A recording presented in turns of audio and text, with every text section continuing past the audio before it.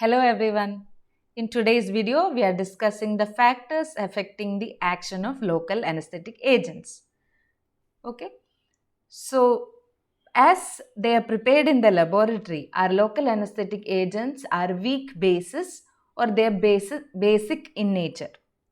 Now, the problem with them are they are poorly soluble in water and they are highly unstable on exposure to air. So, as such, we cannot use them for any clinical purposes.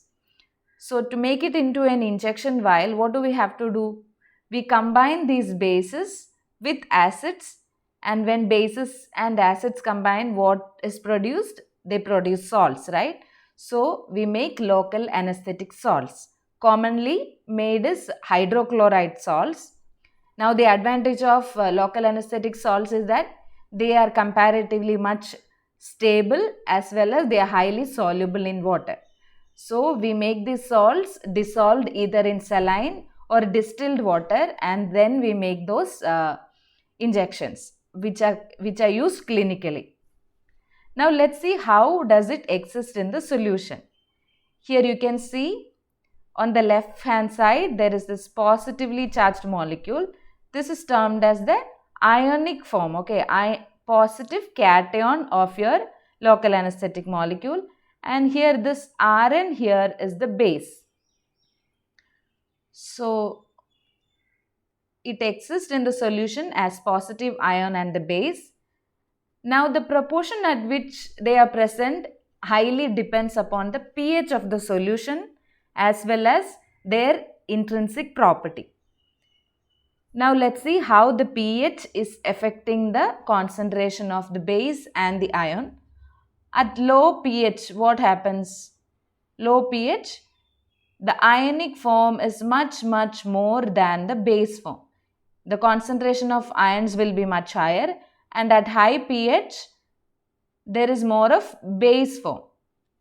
That is, the local anesthetic molecules exist as bases. They are the uncharged particles, okay. Now, the component responsible for diffusing into the nerve membrane are these bases, okay.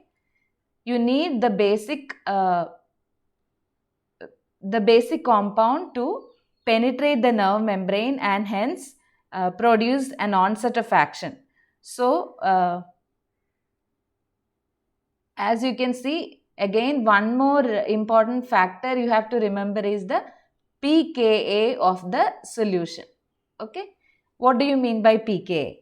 It is a measure of the molecule's affinity for hydrogen ions.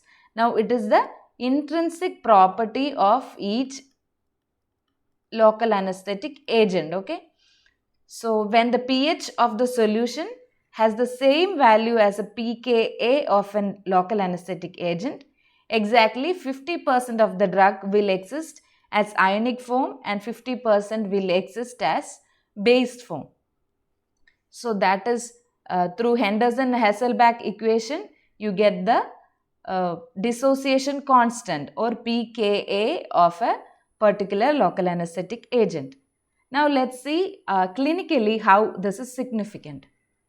So, say if you have 1,000 molecules of local anesthetic agent, and when you have a pH of 7.4 extracellularly, here you can see the ionic form, 750 molecules exist as ionic form and 250 exist as the base form, and only these bases are capable of diffusing through the membrane and reaching the exoplasm for the effect.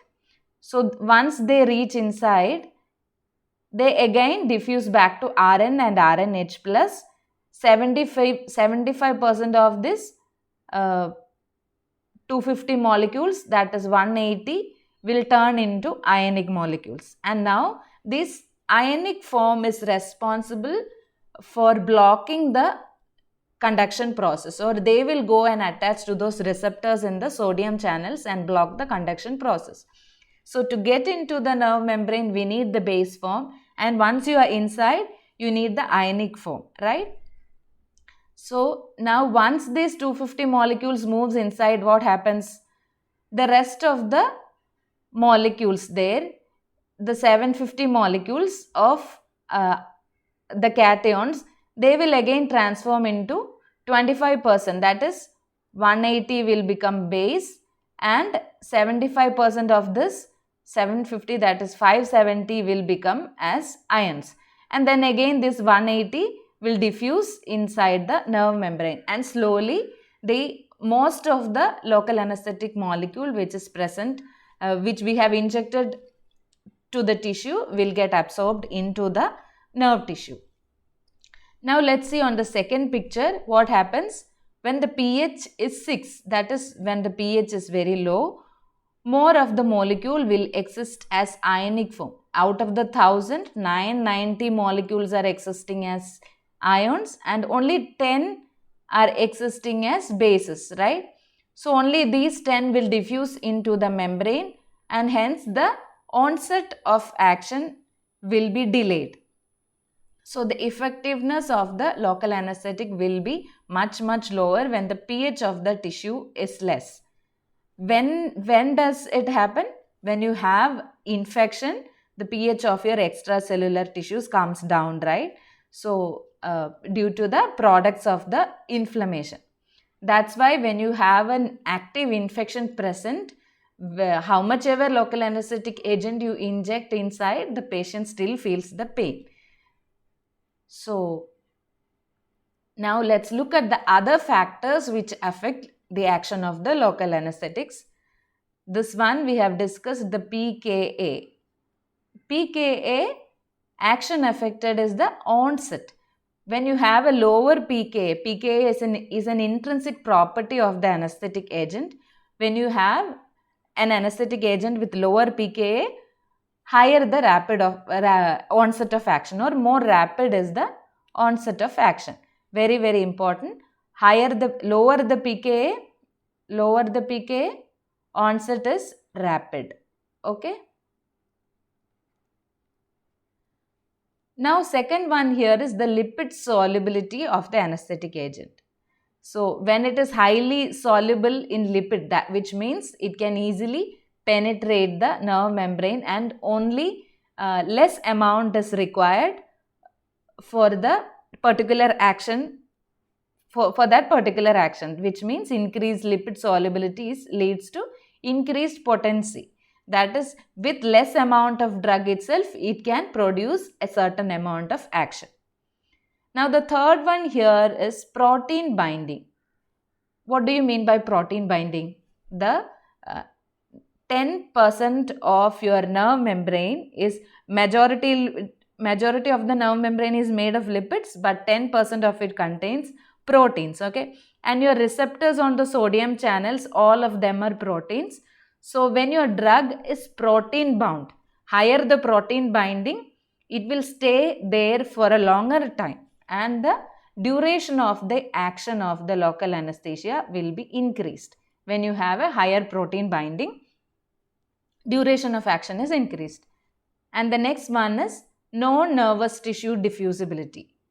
This is very simple. If your anesthetic agent is going to diffuse into all the rest of the tissues, the quantity or the concentration available for conduction blockage will be less, and hence the onset will be reduced. Okay, so increased diffusibility, reduced time of onset.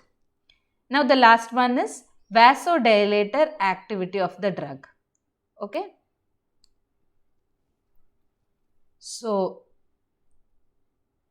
all of your anesthetic agents intrinsically they are vasodilating, which means there will be more blood supply to that particular region. It will lead to rapid removal of your anesthetic molecules from the site of injection, and thus reducing the anesthetic potency and duration of action. So all these points are very important. These are all the depending on the intrinsic property of a local anesthetic agent. Now coming to the classification of local LA agents based on duration of action: ultra short acting, medium acting and long acting. You need to remember the time required or the time taken by each one. So the second classification is the ones used for surface anesthesia.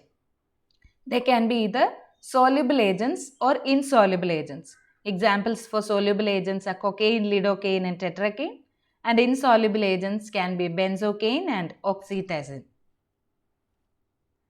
Now, depending on the biological site of action, the agents, we have already seen how a conduction process is blocked.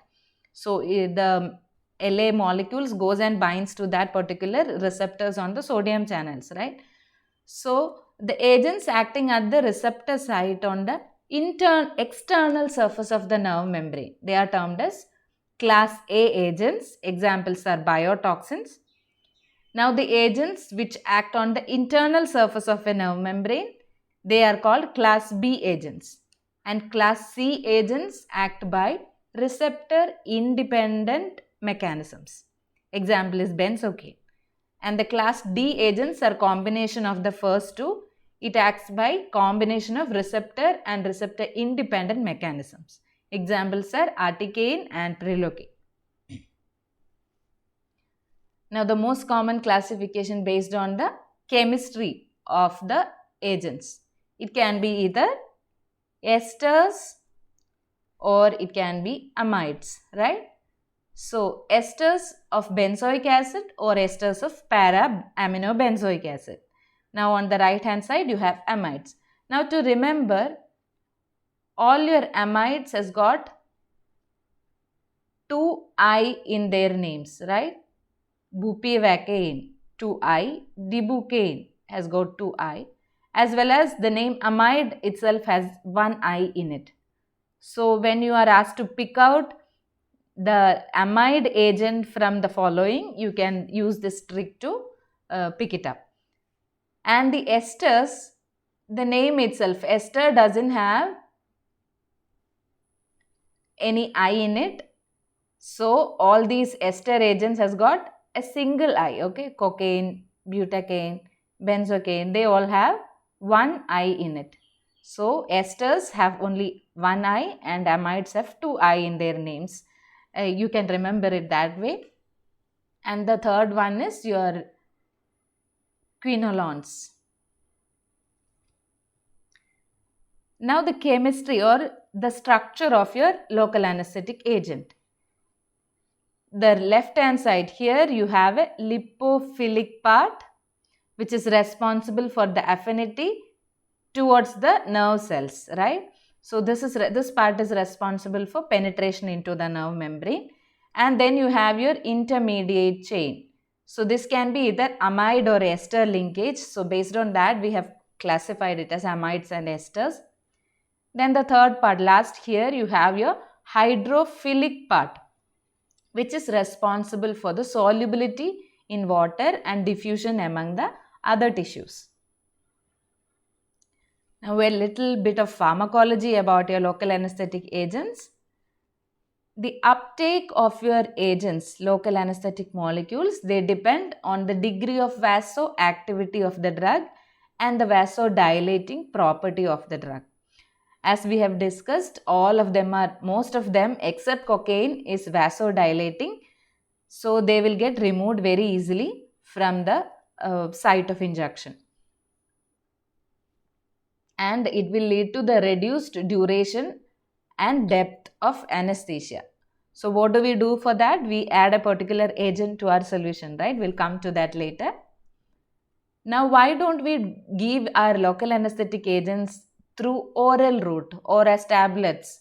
Why? If any of you are having this confusion in your mind, look at this. 70% of this drug, 72% undergoes significant hepatic first pass effect, and they are absorbed very poorly from your gastrointestinal tract. That's why we do not give it through oral route. Now for topical route, that is to apply in the intact skin, okay? If you apply the normal local anesthetic solution onto the intact skin, it doesn't produce any anesthetic action. But to damaged or sunburned skin, it will give anesthetic effect. So to produce anesthesia to the normal intact surfaces, you have a particular agent, right? EMLA, or eutectic mixture of local anesthetic agent. This, when you apply to your intact skin, it produces anesthesia of that particular area. So this can be used prior to the injection for those patients with needle phobia. And we'll talk about more of surface anesthetic agents later. Now the injection. It can be either subcutaneous or intramuscular, and the rate of uptake depends on the vascularity of the site and vasoactivity of the drug. We have already seen all that. Now, do you give IV administration of LA for local anesthetic action? We never do that, okay? This is done, it will cause high toxicity, and it is done only in the management of ventricular dysrhythmias. So, we never give local anesthetic agents IV in a dental practice. We give either subcutaneous or block or infiltration, you know all the methods. Now, the distribution of your local anesthesia into the bloodstream. It depends on the rate at which the drug is absorbed into the cardiovascular system. Then the rate of distribution to the non-vascular, from vascular compartment to non-vascular tissues, and the elimination of drug through either drug is metabolized and removed and excreted, right? So depending on all these three, the blood level of local anesthetic agent varies. So the absorption to the CVS, elimination from the vascular compartment to non-vascular tissues, and the metabolism and excretion. Let's see how your local anesthetic agents are metabolized. So first we'll talk about esters. Your ester local anesthetic agents are hydrolyzed in plasma by a particular enzyme called pseudocolin esterase. It is hydrolyzed either into para-aminobenzoic acid or into diethylamine and excreted through urine, either unchanged or transformed and then excreted through urine. So 1 in 2,800 persons have a problem with this enzyme. They have atypical pseudocolin esterase. In such patients, you cannot give ester local anesthetic agents because it won't get metabolized and removed from the body and it will cause toxicity. In those cases, you can give amide LA. Now, how are amide local anesthetic agents metabolized? They are metabolized in the liver. That's why it's a relative contraindication to use amide local anesthetics in patients with liver dysfunction. And the primary excretory organ for your LA and its metabolites is kidney. Hence, even the kidney failure or kidney impairment is a relative contraindication for the use of local anesthetic agents. Now, the most important part, the composition of your local anesthetic solution, which we use in our dental practice. The main thing is your local anesthetic drug. Here we have given for lignocaine. It is given in 21.3 milligram per ml concentration. Then you have your vasoconstrictor or vasopressor drug, that is adrenaline. Adrenaline can be present either in 1:80,000 concentration, 1:1 lakh or 1:2 lakh concentration. Now the reducing agent is sodium metabisulfite. It is used in 0.4 to 0.5 milligram. Preservative is methyl paraben. Then for isotonicity, you use normal saline 0.6 milligram and diluting agent is distilled water. Now let's see a little in detail about why we need vasoconstrictor or how it affects the action of your local anesthetic agent. Now, as we discussed, it has got a problem of vasodilation and reduced duration of action.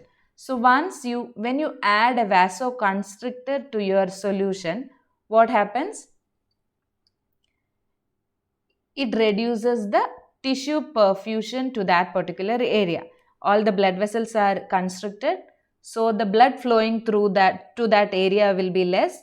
Hence, the absorption of this particular your local anesthetic solution into the cardiovascular system will be less, hence reducing the toxicity, also increasing the duration of action. So more of this solution will be available at the site for a longer time, right? So and the last point is that it reduces bleeding at the injection site. As you have vasoconstriction, less blood flowing, so less bleeding from the injection site. So all these four, this is how you why you need a vasoconstrictor in your local anesthetic solution. Now moving on to the systemic effects of your local anesthetic agents. We'll go by system by system. First is your CNS. On CNS, it can easily cross your blood-brain barrier and cause CNS depression at low doses. You can see 0.5 to 4 microgram per ml. It gives anticonvulsant action. And when you move ahead, 4.5 to 7, pre-seizure signs begin, and greater than 7.5 microgram, what happens? It gives tonic-clonic seizures and entire blockage of the inhibitory neuron. So at low doses, it has got CNS depression effect, and at high doses it causes seizures. Now on cardiovascular system, again it causes myocardial depression and produces peripheral vasodilation and hypotension. So here comes your very, very important note. The maximum dose of local anesthetic agent which can be administered to a person. So if it is without adrenaline, you can administer 4.4 milligram per kilogram body weight, maximum up to 300 milligram. And if it is with adrenaline, you can give 7 milligram per kilogram body weight, maximum up to 500 milligram without going into toxicity. Now on the respiratory system, again like CNS, it has got dual effect. Okay, on low doses, it causes relaxant action on bronchial smooth muscles, and at higher doses, it causes respiratory arrest. Now here is the table which is taken from Melamed. This gives the inbuilt features or properties of each of your local anesthetic agent. Okay, depending on their onset, duration, tissue penetration, all these are their intrinsic properties. So please, I just gave it here so that you all will go through it from your textbook. So lidocaine, which is used, you can see here 2%. Onset of action is rapid, duration is medium, and the tissue penetration is good. So all these are given in this table, okay, depending on each local anesthetic agent. So go back to your Melamed textbook and read from it the tables. All the tables given in the first few chapters are very, very important. It will help you build your basics strong about local anesthesia. So we'll come back with another video on local anesthesia. Bye-bye.